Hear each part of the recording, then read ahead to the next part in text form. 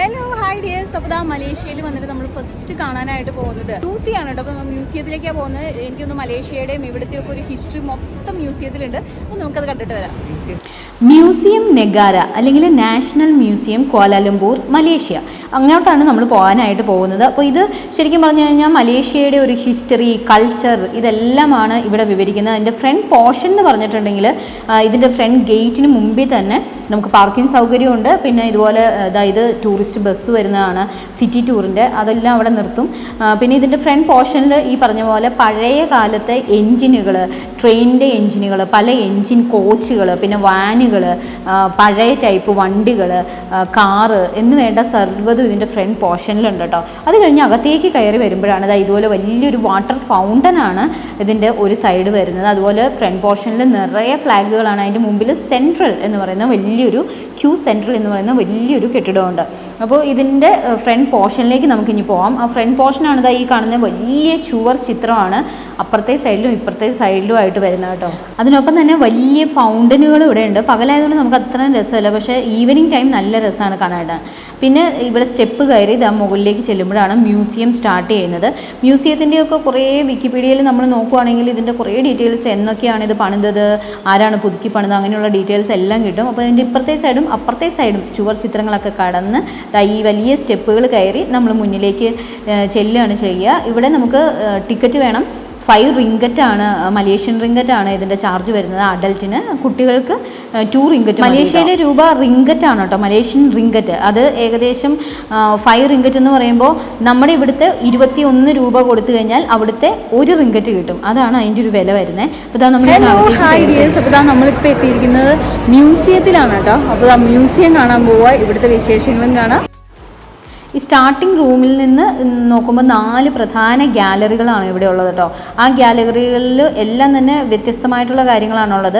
വിവാഹങ്ങൾ, ഉത്സവങ്ങൾ, വസ്ത്രങ്ങൾ തുടങ്ങിയ സാംസ്കാരിക പരിപാടികൾ ഇതുപോലെ ഇവിടെ പ്രദർശിപ്പിക്കാറുണ്ട്. അതുപോലെ തന്നെ പരമ്പരാഗത ആയുധങ്ങൾ, സംഗീത ഉപകരണങ്ങൾ, കലയും കരകൗശല വസ്തുക്കളും, സെറാമിക്സ്, സസ്യജന്തുജാലങ്ങൾ ഇതെല്ലാം തന്നെ ഇവിടെ പ്രദർശനത്തിനുണ്ട് കേട്ടോ. അതുമാത്രമല്ല 8, 9 നൂറ്റാണ്ടുകളിലെയൊക്കെ പല കാര്യങ്ങളും നമുക്കിവിടെ കാണാനായിട്ട് പറ്റും. അപ്പോൾ പഴയ കാലത്തുള്ള ഏറ്റവും ചെറിയ ഒരു കല്ല് മുതൽ എല്ലാം തന്നെ നമുക്ക് ഇവിടെ കാണാൻ പറ്റും.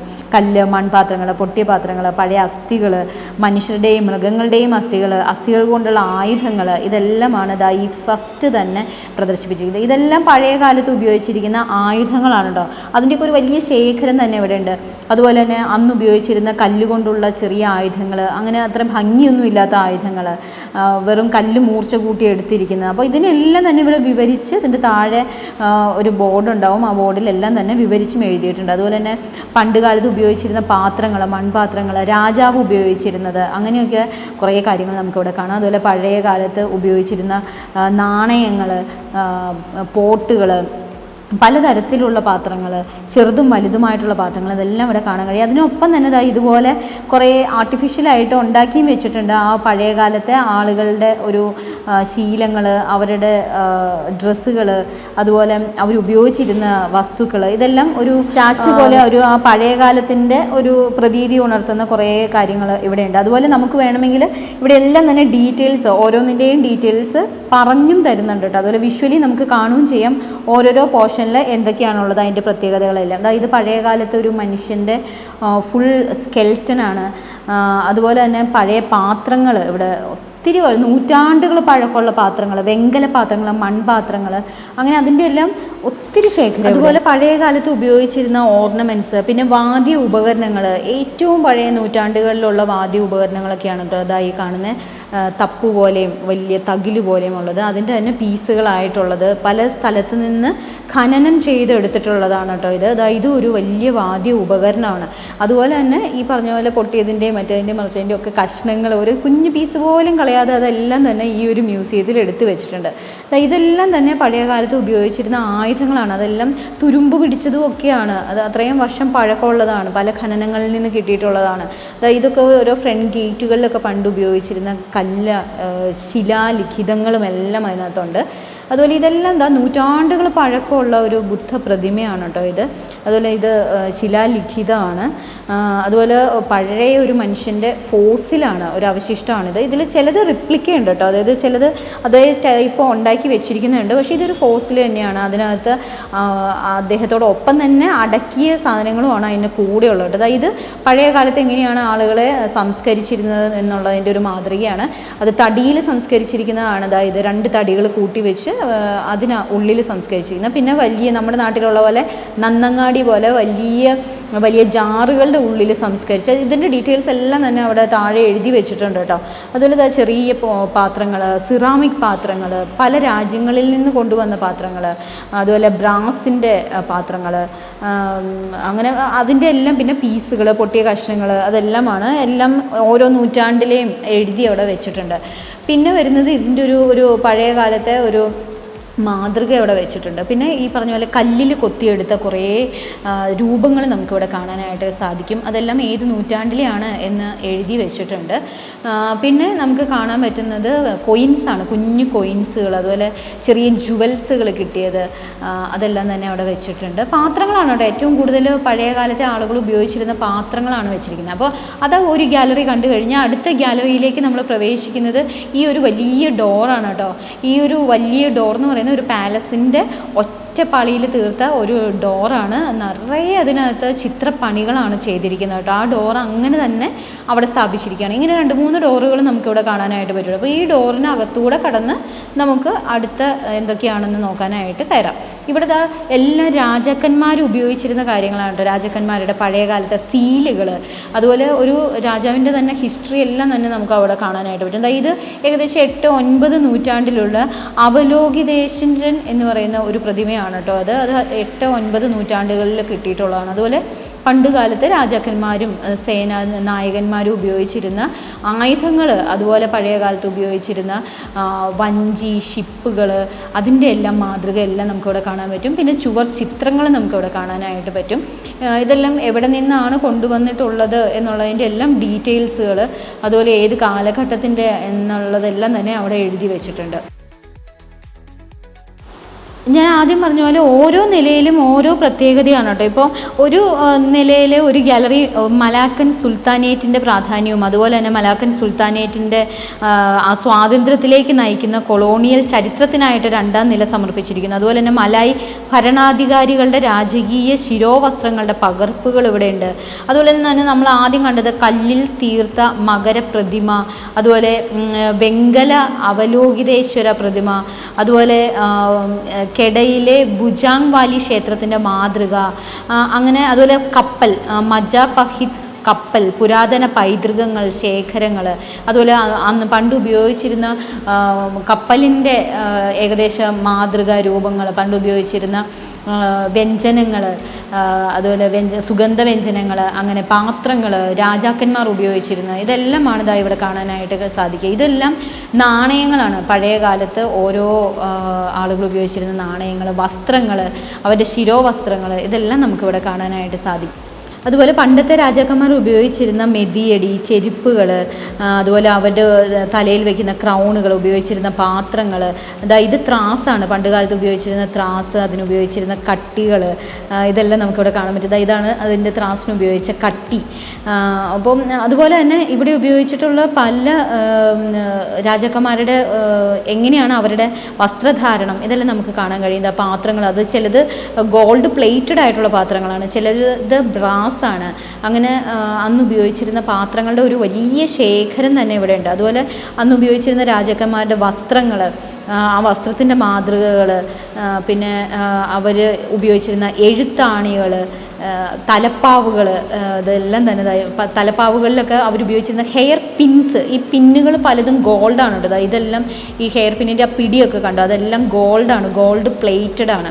നല്ല ഭംഗിയാണ് കാണാൻ, ഇപ്പോഴത്തെ കാലത്ത് പോലും ഇല്ല കേട്ടോ.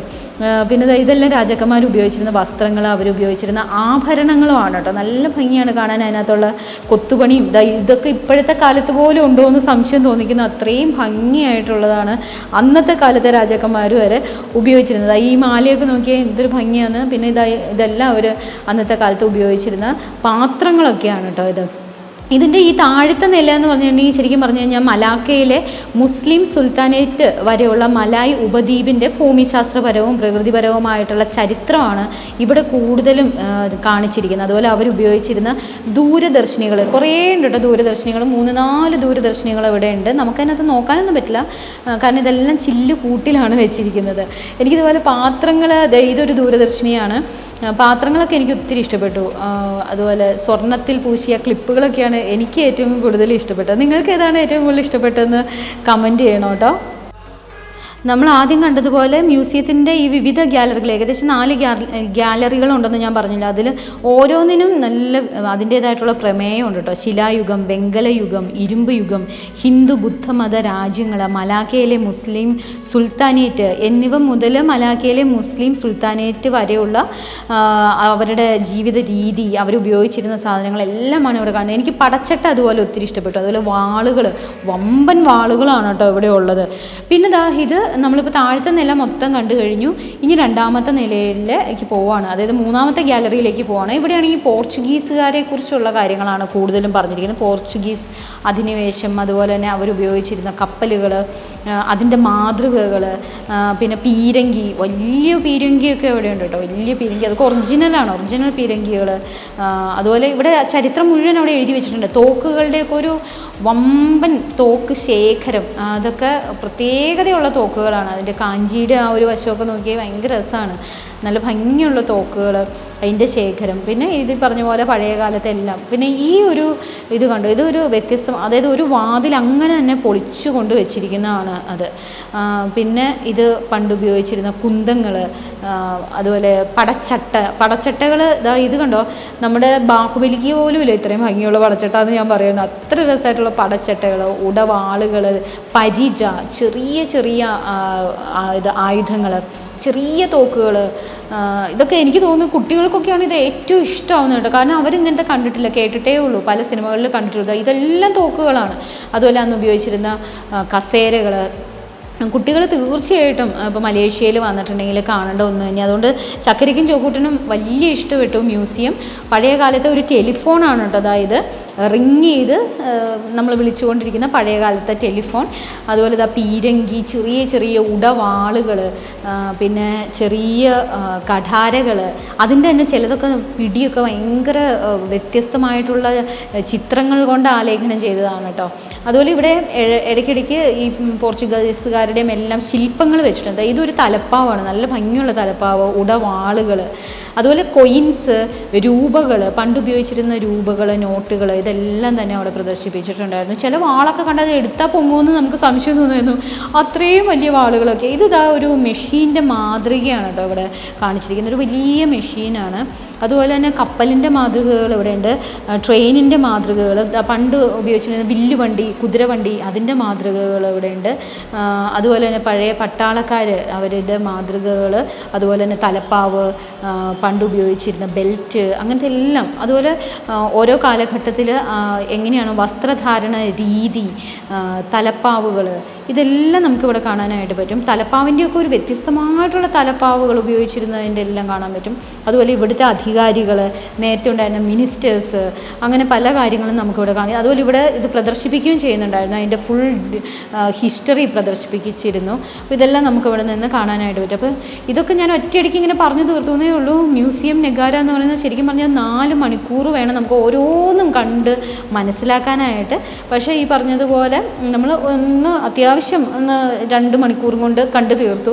ഏകദേശം 4 മണിക്കൂറോളം വേണം. ഇതിൻ്റെ താഴെയും ഒരു മ്യൂസിയത്തോടനുബന്ധിച്ച് നമുക്ക് എന്തെങ്കിലും വാങ്ങാനൊക്കെയുള്ള ഒരു റൂമും കൂടെ സെറ്റ് ചെയ്തിട്ടുണ്ട് കേട്ടോ. ഇവിടെ നമ്മൾക്ക് മലേഷ്യ എന്ന് എഴുതിയ കീ ചെയിനുകൾ തൊട്ട് എല്ലാ സാധനങ്ങളും മലേഷ്യയിലെ പലതും നമുക്ക് ഇവിടുന്ന് വാങ്ങാം. പക്ഷേ റിങ്കറ്റിലാണ് വില, അതുകൊണ്ട് തന്നെ വില നോക്കി വാങ്ങേണ്ടി വരും. ഒരു 5 റിങ്കറ്റ് മുതൽ 15 റിങ്കറ്റ് 20 റിങ്കറ്റിലൊക്കെയാണ് ചെറിയ കീ ചെയിനുകൾ വരെ വരുന്നത്. അപ്പോൾ അതൊക്കെ നമുക്ക് ഇവിടെ നിന്ന് കുറച്ചും കൂടെ നല്ല രീതിയിൽ നമുക്ക് റിങ്കറ്റുകൾ കുറഞ്ഞത് നമുക്ക് വേറെ സെൻട്രൽ മാർക്കറ്റിൽ നിന്നൊക്കെ വാങ്ങാനായിട്ട് പറ്റും. അതുകൊണ്ട് ഇവിടെ നിന്നൊന്നും ഞങ്ങൾ വാങ്ങിയില്ല. ഏകദേശം വിലയൊക്കെ നോക്കുമ്പോൾ എല്ലാം 15 റിങ്കറ്റൊക്കെയാണ് വരുന്നത്. അപ്പോൾ ഇതിലും വില കുറച്ച് നമുക്ക് വേറെ മാർക്കറ്റിൽ കിട്ടും. അതിനെക്കുറിച്ച് ഞാൻ പറഞ്ഞു തരാം കേട്ടോ. അപ്പോൾ അതായത് ജോക്കുട്ടിന് ഇവിടെ കുറേ അവനിഷ്ടപ്പെട്ട കുറേ കുഞ്ഞു സാധനങ്ങളൊക്കെ ഉണ്ട്, അതൊക്കെ നോക്കുന്നുണ്ട്. ഇതുപോലെയുള്ള കുറേ സംഭവങ്ങൾ ഇവിടെ ഉണ്ട്. പിന്നെ ഈ പറഞ്ഞ പോലെ ഇതൊക്കെ പഴയ പഴയ കാലത്തെ വണ്ടികൾ. മ്യൂസിയം കെട്ടിടത്തോട് ചേർന്നാണ് കേട്ടോ ഈ മലേഷ്യയിൽ പഴയതും ഇപ്പോൾ ഉള്ളതുമായിട്ടുള്ള നിരവധി ഗതാഗത പ്രദർശനങ്ങളാണ് ഇവിടെ ഉള്ളത് കേട്ടോ. അതായത് അമേരിക്കൻ കുതിരവണ്ടിയോട് സാമ്യമുള്ളത്, അതുപോലെ തന്നെ 1.5 ദശലക്ഷം റെയിൽ മൈലുകൾ സഞ്ചരിച്ച എൻജിൻ, അങ്ങനെ കുറേ കാര്യങ്ങൾ ഇവിടെ പ്രദർശിപ്പിച്ചിട്ടുണ്ട്. ഇതൊരു ട്രെയിനിൻ്റെ കോച്ചാണ് കേട്ടോ, ഇത് പഴയ ഒരു ട്രെയിനിൻ്റെ കോച്ചാണ്. അപ്പോൾ ഇത്രയാണ് നമ്മുടെ മ്യൂസിയത്തിൽ കാണാനുള്ളത്. ഒന്ന് ഓടിച്ചിട്ട് കാണിച്ചു എന്ന് മാത്രം. പിന്നെ ഇതിൻ്റെ സൈഡിലും ഉണ്ട് കുറച്ച് പ്രത്യേകതകൾ. പീരങ്കി അങ്ങനത്തെ എല്ലാം നമുക്ക് ഇവിടെ വെച്ചിട്ടുണ്ട്. പിന്നെ ഇത് തടി കൊണ്ട് തീർത്ത ഒരു വലിയ ഒരു കൊട്ടാരമാണ് കേട്ടോ. അതായത് മ്യൂസിയത്തിൻ്റെ ഒരു പ്രധാന ആകർഷണം തന്നെ ഇതാണ്. ഇസ്താന സാത്തു എന്നറിയപ്പെടുന്ന ഒരു വലിപ്പമുള്ള തെലുങ്കാന തടി കൊണ്ടുള്ള കൊട്ടാരമാണ് കേട്ടോ ഇതെന്ന് പറഞ്ഞാൽ സുൽത്താൻ സൈനൽ ആബ്ദിൻ ആണ് ഇത് സ്ഥാപിച്ചത്. ഈ കെട്ടിടം ഒരു പരമ്പരാഗതമായിട്ടുള്ള വാസ്തുവിദ്യയുടെ രൂപത്തിലാണ് കേട്ടോ ഉള്ളത്. അതുപോലെ ചെങ്കൽ മരം ആണ് ഇതിന് ഉപയോഗിച്ചിരിക്കുന്നത് ഇത് പണിയാനായിട്ട്.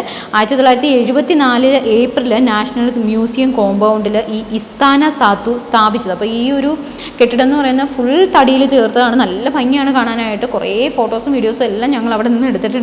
അതെല്ലാം ഇൻസ്റ്റയിലും നമ്മുടെ ഇതിനകത്തും എല്ലാം തന്നെ ഇടുന്നതായിരിക്കും. അതുപോലെ തന്നെ ഈ തടിക്കൊട്ടാരത്തിൻ്റെ മുമ്പിൽ 2 സ്തൂപങ്ങളുണ്ട് കേട്ടോ. അതുപോലെ പീരങ്കികളും എല്ലാം വെച്ച് അലങ്കരിച്ചിട്ടുണ്ട്. അതിൻ്റെ തൊട്ടിപ്പുറത്ത് തന്നെ നടപ്പാതയുണ്ട്, അതും മരം കൊണ്ട് തീർത്തതാണ്. പിന്നെ 2 സ്തൂപങ്ങൾ, അത് കാണാനും നല്ല ഭംഗിയാണ് കേട്ടോ. അതിൻ്റെ വീഡിയോസും ഫോട്ടോസും എല്ലാം ഞാൻ വേറെ സെപ്പറേറ്റ്. ഇതാണ് ആ തടി കൊണ്ട് തീർത്ത കൊട്ടാരം. അപ്പോൾ നമ്മുടെ മലേഷ്യൻ സീരീസിലെ ഫസ്റ്റ് മ്യൂസിയം നമ്മൾ കണ്ടു കഴിഞ്ഞു. മ്യൂസിയം ഏകദേശം ഞാൻ ഒരുവിധം എടുത്തിട്ടുണ്ട്, നിങ്ങളെ കാണിച്ചിട്ടുണ്ട്. നിങ്ങളിവിടെ വന്നിട്ടുണ്ടെങ്കിൽ അഭിപ്രായം പറയാൻ മറക്കണ്ട. വന്നിട്ടില്ലാത്തവർക്ക് ഇനി വരാൻ പറ്റില്ല എന്ന് കരുതുന്നവർക്ക് വേണ്ടിയിട്ടാണ് ഫുൾ വീഡിയോ ഞാൻ എടുത്തിരിക്കുന്നത് കേട്ടോ. അപ്പോൾ വീണ്ടും നമ്മുടെ വീഡിയോസ് വരുന്നുണ്ട്, സപ്പോർട്ട് ചെയ്യാൻ മറക്കണ്ട. ചാനൽ ആദ്യമായിട്ട് കാണുന്നതെങ്കിൽ ഇപ്പം തന്നെ സബ്സ്ക്രൈബ് ചെയ്യാൻ മറക്കണ്ട കേട്ടോ. പിന്നെ ലൈക്ക് ചെയ്യാനും കമൻറ്റ് ചെയ്യാനും. വീണ്ടും മലേഷ്യൻ സീരീസിൽ തന്നെ അടുത്ത വീഡിയോ വരുന്നുണ്ട്. Stay tune, bye. നമ്മുടെ travel partner Orlin Holidays and events കൊച്ചിയാണ്. അപ്പോൾ നിങ്ങൾക്ക് സമീപിക്കാം ഒർലിൻ ഹോളിഡേയ്സ് ആൻഡ് ഇവൻറ്റ്സിനെ. ഫുൾ ഡീറ്റെയിൽസ് ഡിസ്ക്രിപ്ഷനിൽ കൊടുത്തേക്കാം, നമ്പർ സഹിതം. ഓക്കെ, അപ്പോൾ വീണ്ടും നല്ലൊരു സൂപ്പർ വീഡിയോസിനായിട്ട് കാത്തിരിക്കാം. ടാറ്റാ, ബൈ.